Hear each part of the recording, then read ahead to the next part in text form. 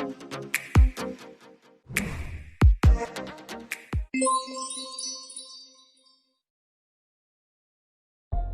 guys, today we will be unboxing with a quick review for the POCO M3. If you're new here in my channel, subscribe now for more tech reviews and gaming tests. Inside the box we have the SIM ejector, jelly case, manual, the POCO M3, 22.5 watt charger, and the Type-C USB cable.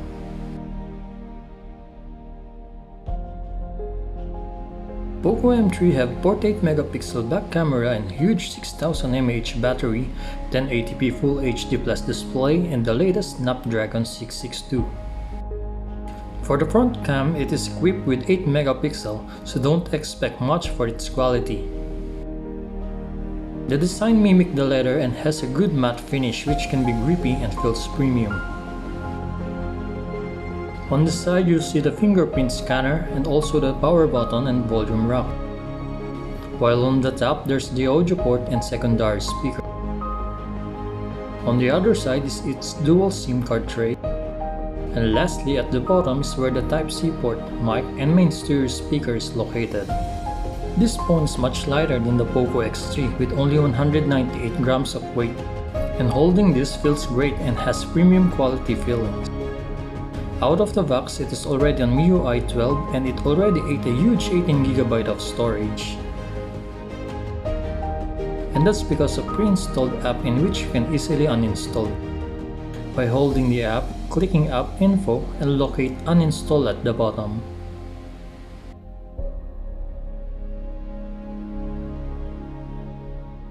For the display, it have various settings like dark mode that turns everything darker, a colored scheme where you can adjust the screen color into saturated or standard. The fingerprint scanner does its job but not as fast as the others. It has the same speed like the POCO X3 fingerprint scanner. There are a lot of options in their camera app like night mode, 48 megapixel, slow motion and short video, panorama, documents, pro mode, portrait, and time-lapse. In the back camera turns out to be quite decent. It takes good shot as long as there is sufficient light. Photos are sharp and vibrant when AI mode is enabled. The front cam have 8 megapixels, so don't expect much. The video does not support EIS, which is understandable because of the cheap price, but at the price point you can shoot good video if there's enough light. Photos can be edited in the gallery app, which is a nice addition. You can adjust the brightness, sharpness, contrast, and saturation. POCO M3 have dual speaker, one at the top and one at the bottom. Sound is loud and great for watching and listening to music.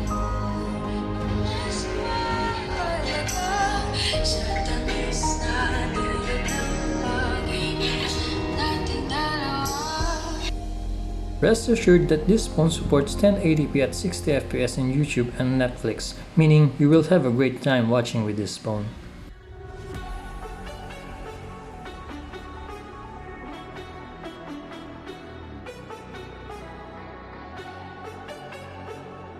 POCO M3 have special features which is the Game Turbo, Video Toolbox, and Floating Window.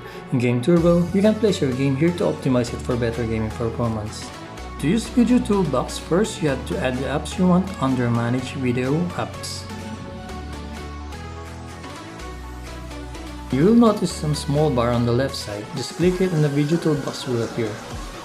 In here, you can adjust the clarity of the sound, screen record, screenshot, cast it to the television, and also listen to YouTube videos while your phone is off.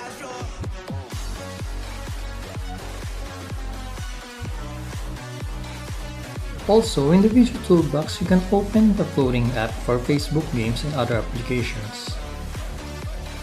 POCO M3 is equipped with the latest Snapdragon 662, which rivals the MediaTek G80 Snapdragon 665 in terms of gaming performance. At the lowest settings, you'll still notice some lag occasionally when fighting mobs.